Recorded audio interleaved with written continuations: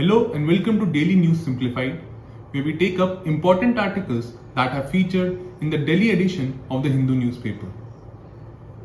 The articles for the discussion are displayed on your screen.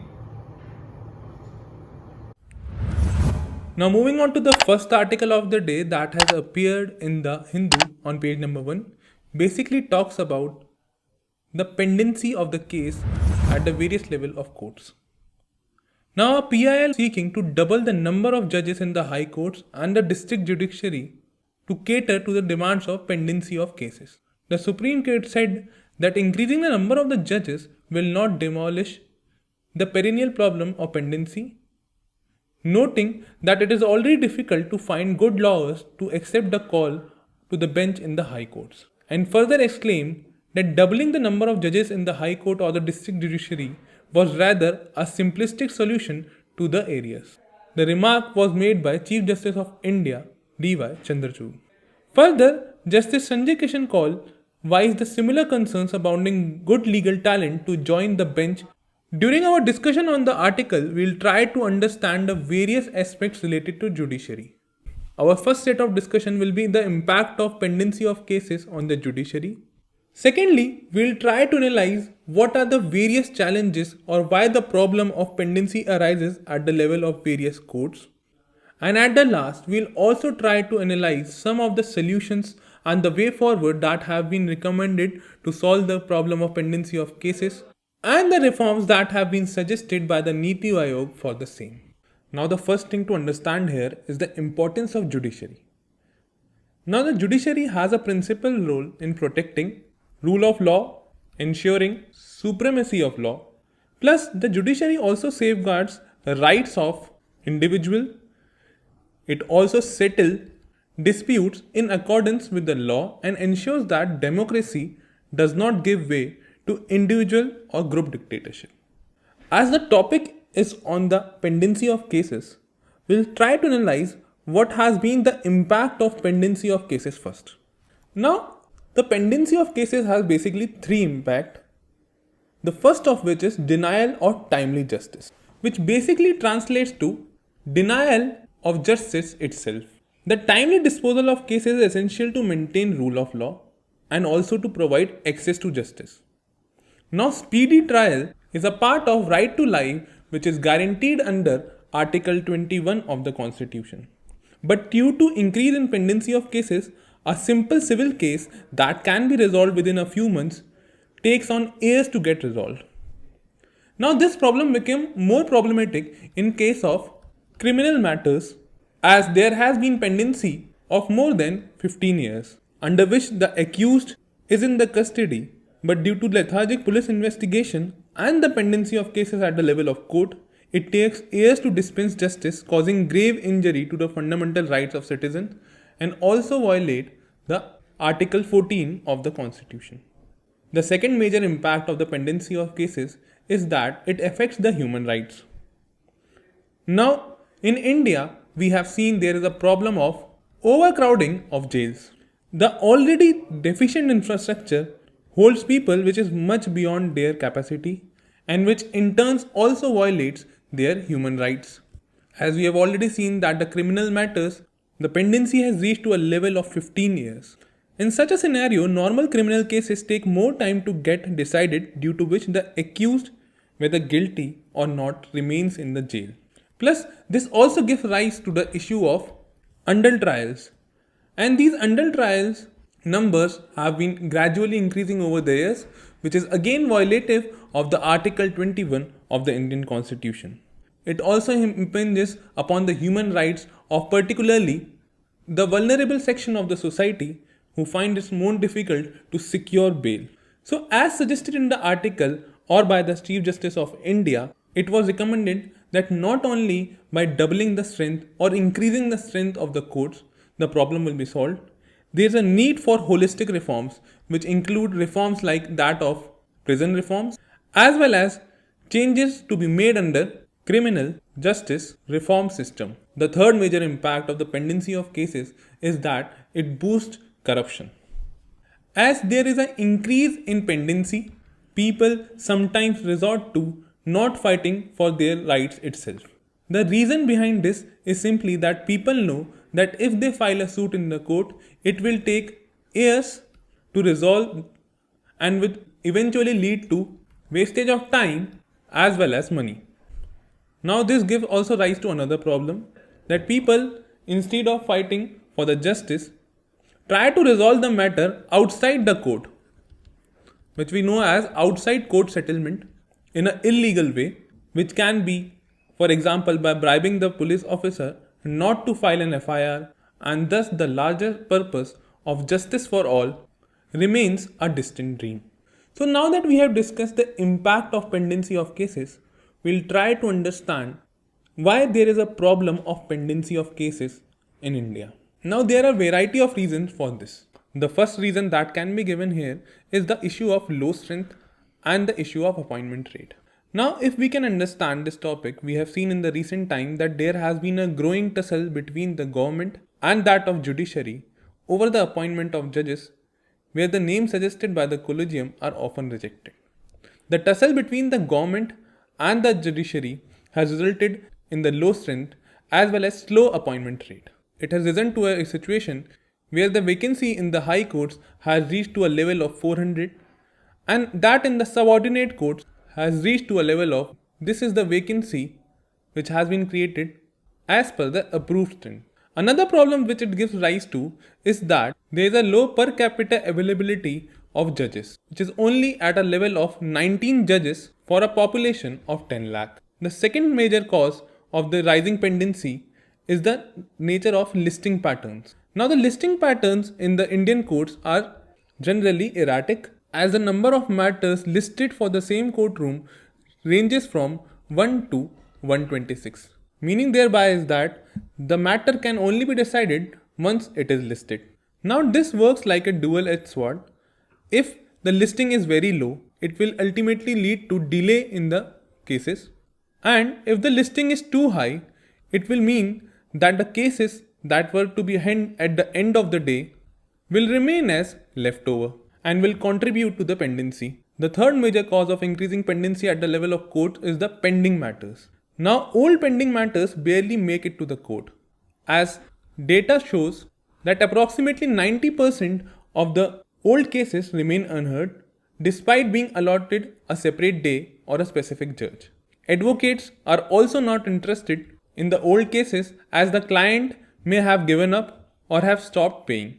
The fourth major cause of the pendency is the lack of judicial infrastructure, as a Supreme Court report has highlighted that high level of pendency at the subordinate court was due to severe shortage of courtrooms, secretarial staff, and that of residential accommodation for the judges. Another prime reason for the growing pendency at the level of courts was due to the COVID pandemic. Now due to COVID pandemic, most of the courts in India were left non-functional, and this led to a situation where the backlog of cases has risen by around 20% and has reached to an all-time high of 4.4 crore cases across the different courts, that is the Supreme Court, High Court, or at the subordinate level. Lower working days has also been highlighted as a prime reason behind the high pendency at the level of courts, as Supreme Court on an average works for 188 days only, while the Apex Court has itself given rules which specify that a minimum of 225 days of works is to be done, but due to frequent strikes done by the Bar Association, the works get affected.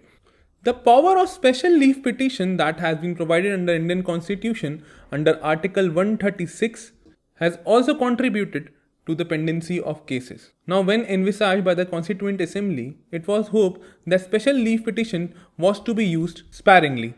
But now, this use of SLP has overpowered the work of Supreme Court. This power was granted for the people in case there was a grave injustice being done to them.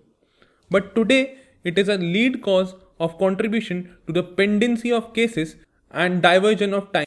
Another prominent reason that has been highlighted for the pendency of cases is the issue of retirement age.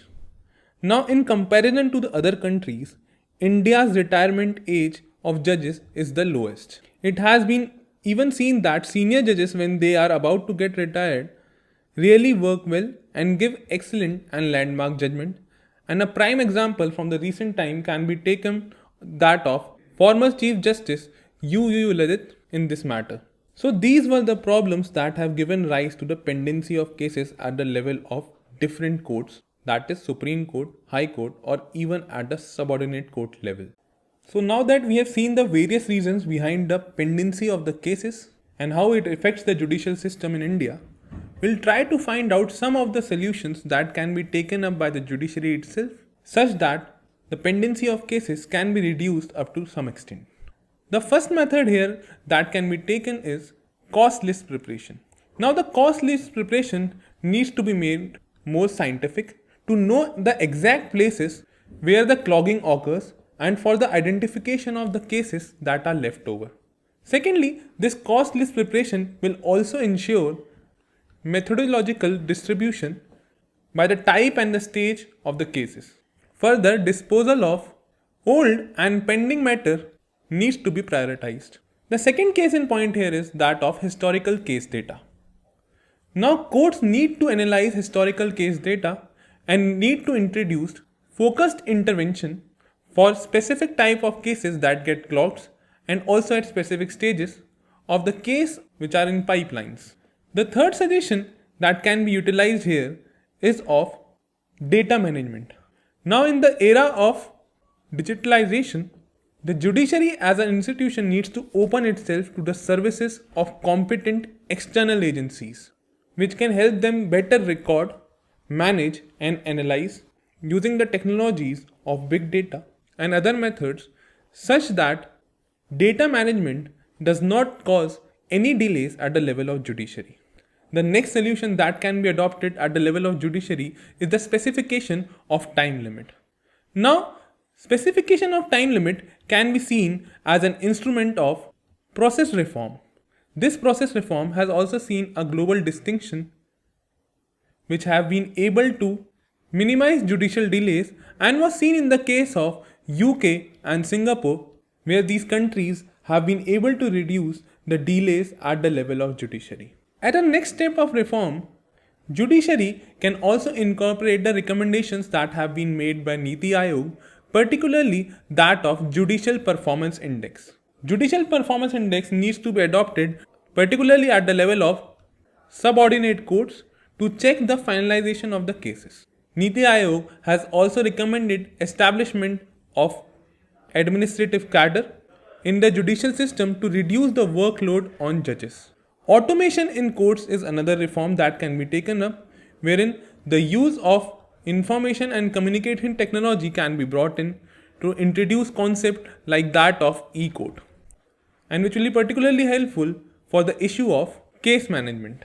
A reform that has been long pending and can help minimize the delays at the level of judiciary is creation of All India Judicial Services, which will be a merit-based All India examination to appoint judges in the higher judiciary, which has also been added to the Constitution by the 42nd Amendment Act but has not taken the further course. This will solve the problem of the lack of merit as highlighted by Justice Sanjay Kishan Kaul under the article. The next in line can be the real-time judicial statistics analysis to determine the adequacy of judicial manpower and the infra which will be needed by the judiciary to deal with the workload of cases. As a last part of recommendation and the way forward, creation of Indian Court and Tribunal Service that will focus on the legal aspect and the administrative aspect of the Indian courts or the judiciary will be a step forward. With this, we have seen what were the problems that are giving rise to the pendency, and we have also seen the solution for the same, wherein the steps needs to be taken by the judiciary to solve the issue of pendency. Now moving to the next article of the day that has appeared on the page number 6 of the Hindu, basically talks about the issue of one nation, one language and the issues of cooperative federalism that is emerging from it. Now if you look at the GS2 syllabus, you can find the functions and responsibility of the union and the states and the issues and challenges pertaining to the federal structure, devolution of powers and finances. So federalism forms a part of GS2 syllabus under the polity section. Now, the basic reference of the article was that language is an essential ingredient of the identity, and Article 345 leaves it to the state to choose its language for the official purposes. Now, during our discussion on this, we'll try to analyze the different aspects of federalism.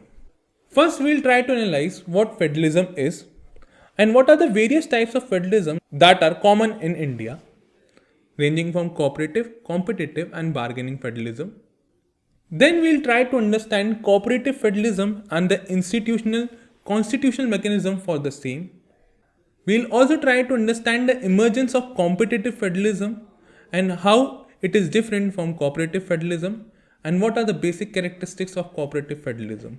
At last, we will also try to understand the demand of one nation, one language, what are the arguments in the favor of one nation, one language, and what are the arguments against the formulation of one nation, one language. Now that the article mentions the issues and challenges related to federalism, we'll first try to understand what basically federalism is, and then later we'll try to understand various types of federalism. Now, federalism is a system of government under which the power has been divided between the center and the constituent parts, which can be either states or the provinces.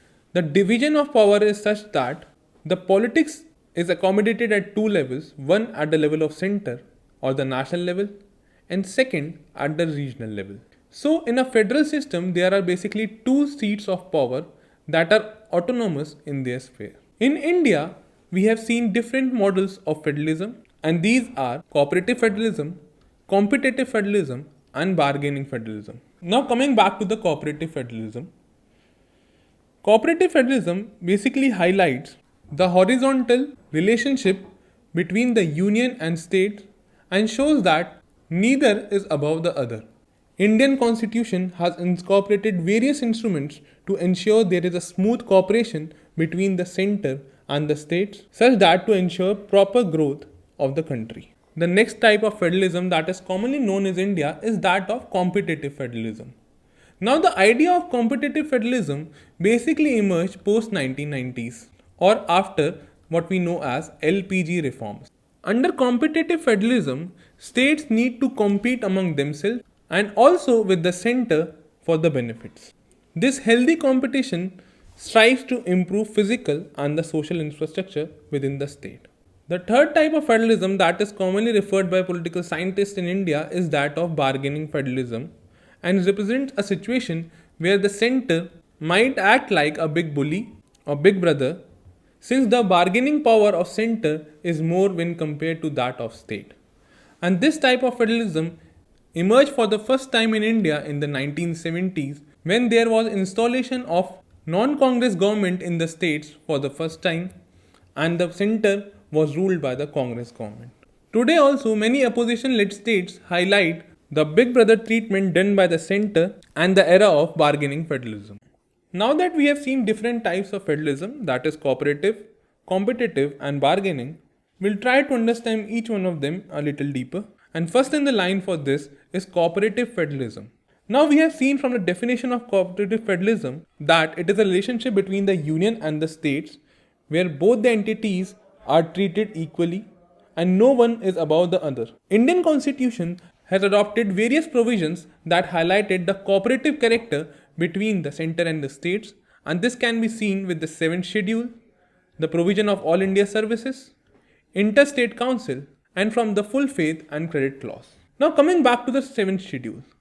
This constitutional provision demarcates the subjects into the central, state and concurrent list based on the principle of subsidiarity, and the residuary powers are kept with the center. The division of subjects ensure that neither the state nor the center intrudes in the power of each other. The next in line that ensures cooperation between the center and the state is the role of All India Services. Now we all know that India also has an integrated judicial system. Apart from that, we also follow the concept of All India Services to enforce state as well as the union laws. Further, the All India Services also provide a uniting factor in the cooperative federalism as it ensures uniformity across the states.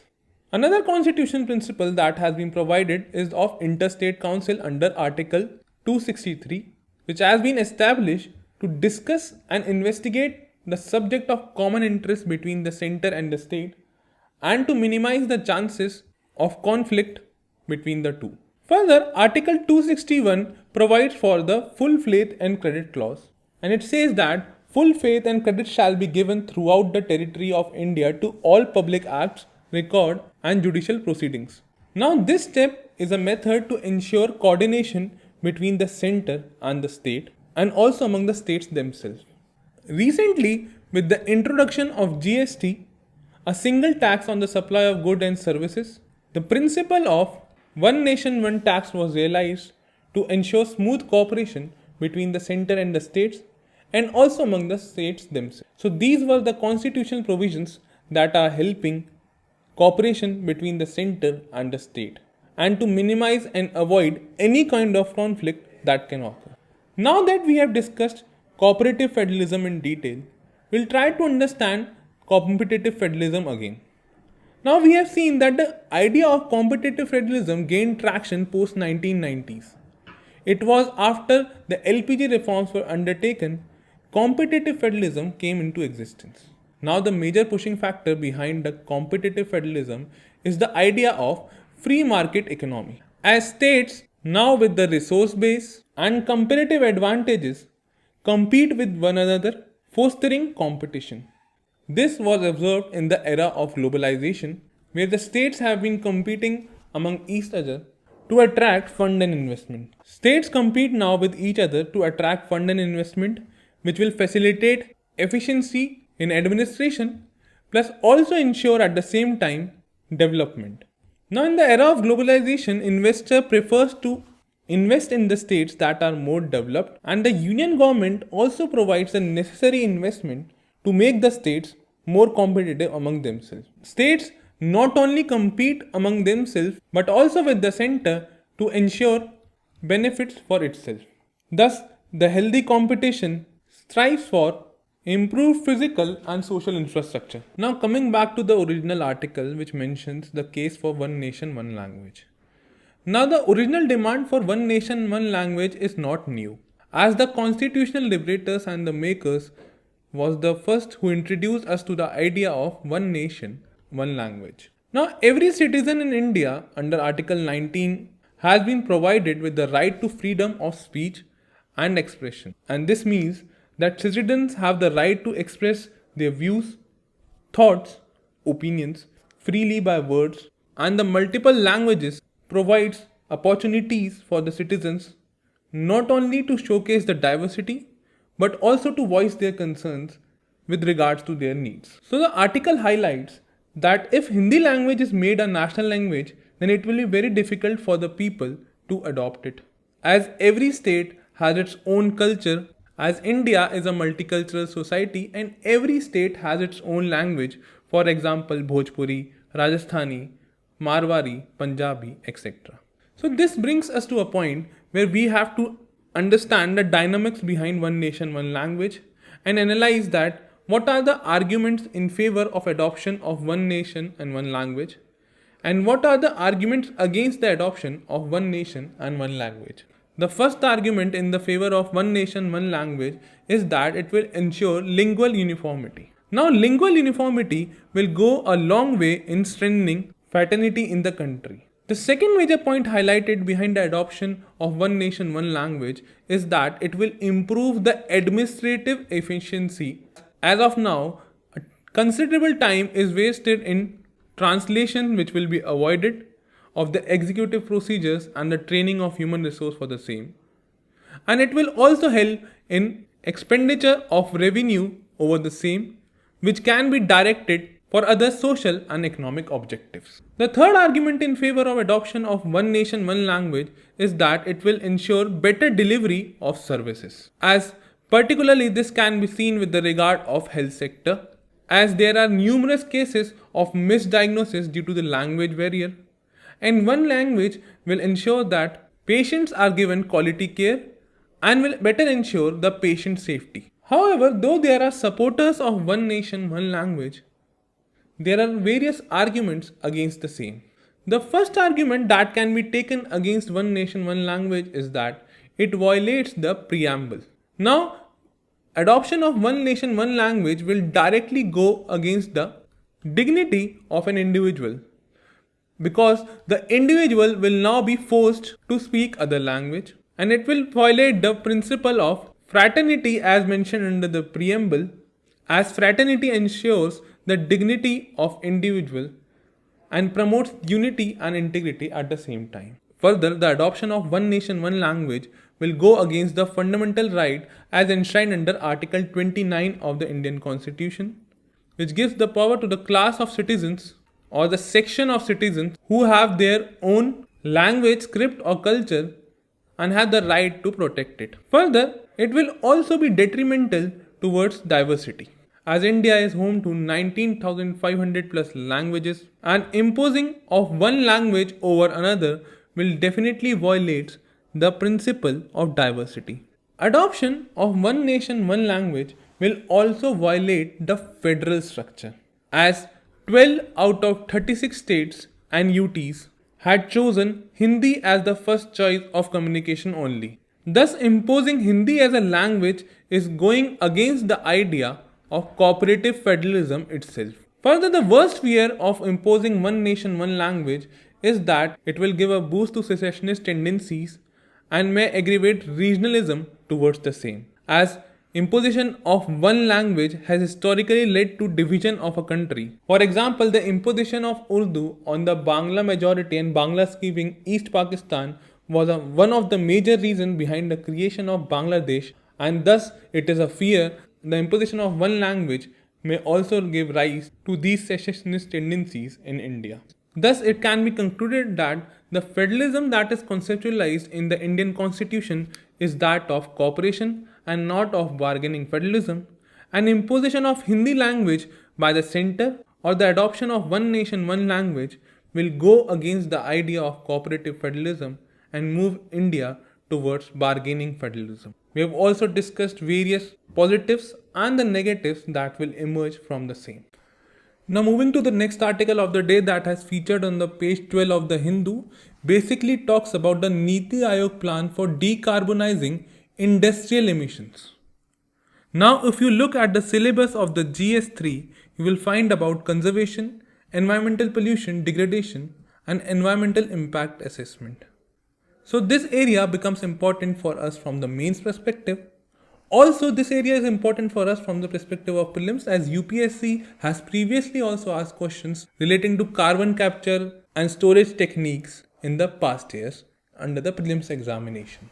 During our discussion, we will try to understand what basically is carbon capture, utilization and storage. We will also try to analyze what are the key pointers that have been provided by the Niti Aayog's report and the plan to halve the carbon dioxide emission by 2050.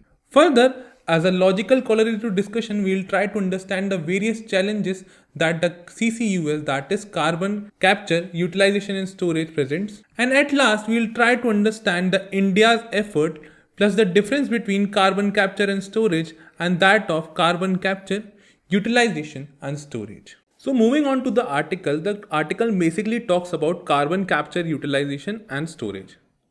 Now, carbon capture, utilization and storage, it refers to a suite of technologies that can play an important role in meeting the global energy and climate goals also.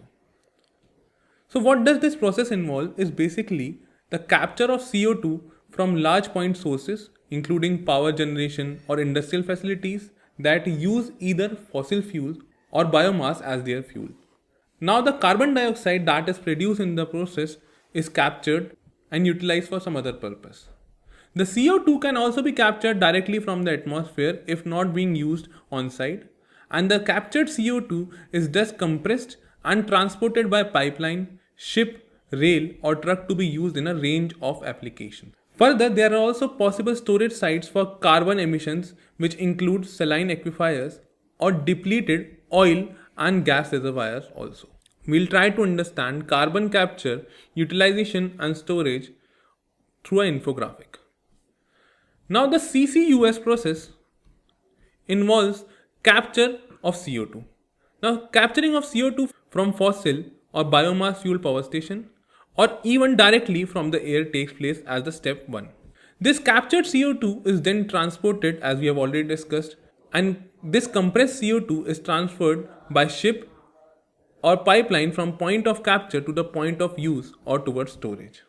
Now, the range of usage can differ and has a variety in it, and it can be used as an input or feedstock to create product or services. The captured carbon or the compressed carbon which is not used, it is sent for storage and it is stored permanently in underground geological formation onshore or offshore. The Niti Aayog report is in the same regard. We'll try to understand why Niti Aayog is pressing towards carbon capture and its utilization and storage. The key point highlighted by the Niti Aayog report is that carbon capture, its utilization and storage can play a critical role to halve the carbon dioxide emissions by 2050. This will also help in promoting of low carbon hydrogen economy and in the removal of CO2 stock from the atmosphere. Further, what the report iterates is that it could enable the production of clean products while utilizing rich endowments of coal, reducing imports and thus leading India towards a self-reliance. Further, the development of CCUS as an industry will also enable sunrise sectors such as coal gasification and nascent hydrogen economy in India to boost further and will provide the employment opportunities for the population. Now, Niti Aayog report also highlighted that the success of CCUS will depend on a proper policy framework. However, Niti Aayog report has also highlighted some of the key challenges that CCUS technology faces. The first challenge that a CCUS technology faces is the cost involved. The CCUS technology is of high cost. The cost of capture, storage is very high. Even though the technology has been around for a long time, the government support as per the Niti Aayog will be critical in promoting the use and deployment of CCUS. Further, the technology involved in CCUS is still in developing phase and there are various uncertainties regarding its performance. Another major challenge which also forms a critical part of the CCUS process is the transportation. The transportation will require new infrastructure to safely carry liquefied carbon dioxide to storage and utilization sites, and significant energy will also be needed to compress the CO2 and to maintain a high pressure and low temperature throughout the pipeline. Thus, transportation as well as factoring in the cost makes CCUS somewhat unviable. Further, at the last, the main challenge at the CCUS technology is the demand. At present, there is less demand in the industry for the recycled carbon. India is making some of the efforts in the same field, as India wants to accelerate the CCUS technologies which aims to facilitate R&D, that is research and development, and can lead to development of safe and cost-effective CO2 capture. The basic intention behind India's effort is to accelerate and mature CCUS technologies through targeted financing of innovative and research activities. Now, carbon capture and storage also have other applications, as it will not only help in reducing the carbon emissions, which would play an instrumental role in tackling the global warming. It involves a three-step process, which will be the capturing of carbon dioxide produced from power generation or industrial activities such as steel or cement making, transporting it and then storing it deep underground, thereby ultimately decreasing the carbon dioxide and also at the same time will increase utilization. Now, a thing here to understand is the difference between carbon capture, storage and carbon capture, utilization and storage technologies. The carbon capture and storage just refers to the process where the carbon that is captured is stored for no longer purpose. However, the carbon capture, utilization and storage is different. The idea is that instead of storing the carbon permanently, it could be reused in the industrial process by converting it into plastic, concrete or biofuel. Thus, carbon capture, its utilization and storage is seen as a step forward towards carbon capture and storage. Now, moving to the next article that has appeared on page 12 of the Hindu itself, talks about the UNDP's effort in helping workers in the waste segregation industry to move towards the formal economy. Under this article, we'll try to understand how UNDP is helping the Safai Sathis for the same. We'll also try to understand what is the situation of waste management and production in India. We'll also try to analyze various challenges to solid waste management in India. And also at the last, we'll understand the way forward for the same, which involves a multi-stakeholder participation and continuous communication among the different spokes. Now moving on with the article, it says what the UNDP is doing for the waste segregation industry.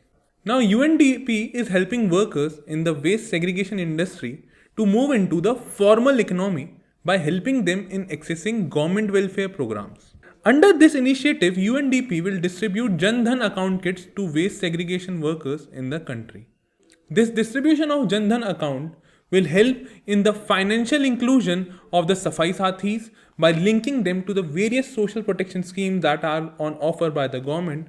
For example, the schemes like Aadhaar card, enrollment under the pension schemes, and scholarships for their children. Further, it will also boost with the incentives to Safai Sathis to promote better collection, segregation, and recycling of all plastics and move finally towards the objectives of circular economy.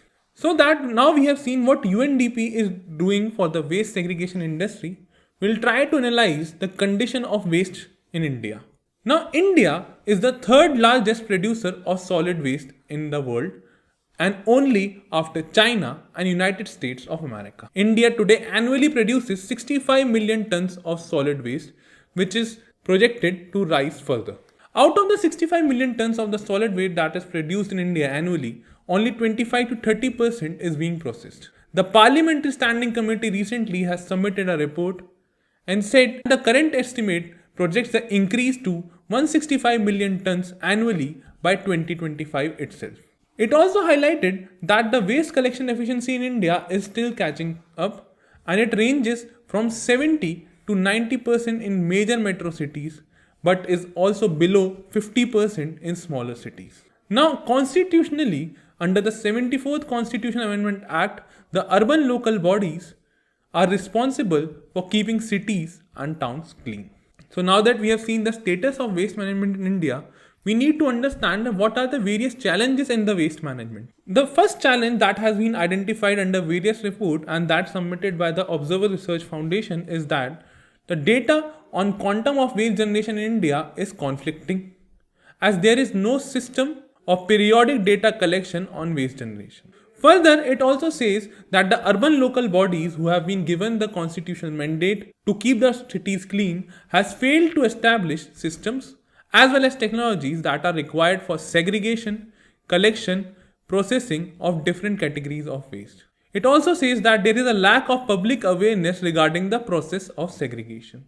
Another case in point here, highlighted in the waste management sector, is that the reduced collection efficiency. The collection efficiency of waste in India is particularly low due to non-uniformity in the collection system. The report gives a silver lining where it highlights that waste collection efficiency is 100% only in areas where private contractors and non-governmental organizations are actively involved. Further, the next challenge for the waste management in India is that the urban local bodies are deprived of funds, and hence urban local bodies have no land available for them to declare as landfill, as they do not have the required resources to acquire new land, and finding new land becomes a major challenge for landfilling. Also, at the level of planning, there is lack of a proper planning and indigenization of sophisticated waste process facilities, as well as the provision of regular training of waste collector is not to be seen with regard to the waste management in India. So this brings us to the point that what can be the way forward for the waste management sector in India. Now the waste management sector will involve participation of the various stakeholders. From the infographic, we will try to understand what are the various stakeholders that are involved in the waste management in India.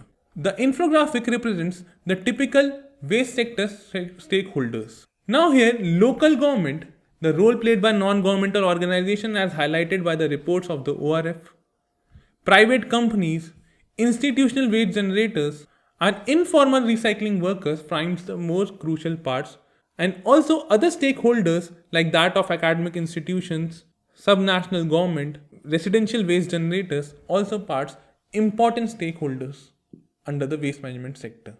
There is a need to identify the role of stakeholders thus. Cities should integrate various stakeholders into the decision making process at the first. Secondly, there is a need to gather information from the issues that are pertaining to the area. At last, continuous communication and educating the stakeholders through media campaigns and door-to-door visits to discuss waste management activities with the stakeholders is the need of the hour, such that the ever-increasing solid waste management production in India can be made sustainable. Now moving to the last article of the day, the article basically talks about the various bilateral army exercises that Indian Army is currently engaged in with different countries of the world. Now these exercises are particularly important because they serve as an important tool to further diplomatic interest of the nation. They also build trust and confidence, enables militaries of the world to understand procedures, and at the last they also ensure to develop understanding plus familiarization with new technologies. All these defense exercises are important for us from the perspective of prelims also, as they can be asked in the prelims examination. The first exercise here is that of Yudh Abhyas. Now, Yudh Abhyas is an annual bilateral military exercise between India and United States of America. The exercise is conducted annually to exchange best practices, tactics, techniques, and the procedure between the two nations' armies. The second exercise here is of Ostra Hind. Now, this is an inaugural edition of the bilateral exercise Ostra Hind between the Indian and Australian armies, which is currently taking place in the state of Rajasthan. Further, this exercise will also comprise of joint training operations in semi-desert terrain under the United Nations Peace Enforcement mandate. The third exercise here to be mentioned is that of Agni Warrior. Now, Agni Warrior is an artillery live firing exercise and involved troops of armies from that of Singapore and India. Moving on to the next set of exercise that Indian Army is currently undertaking is that of Harimau Shakti, an exercise is an annual training event between Indian Army and that of Malaysian Army. This exercise is being conducted since 2012. The next exercise here is that of Garuda Shakti. Now, Garuda Shakti aims at strengthening the understanding, cooperation, and interoperability between the special forces of again India and Indonesia. This will also involve sharing of information on military equipments, innovation, tactics, techniques, and the procedures. The last exercise to be mentioned here is that of Kazind. Now, this is an annual bilateral exercise between military troops of India and Kazakhstan. The scope of joint exercise includes professional exchange, execution of operation in the counter-terrorism environment. So the counter-terrorism is also now on mandate of the bilateral military exercises between the countries, as terrorism is emerging in the new form globally. Thus, these were the exercises that are being conducted in India presently and are important from the perspective of prelims.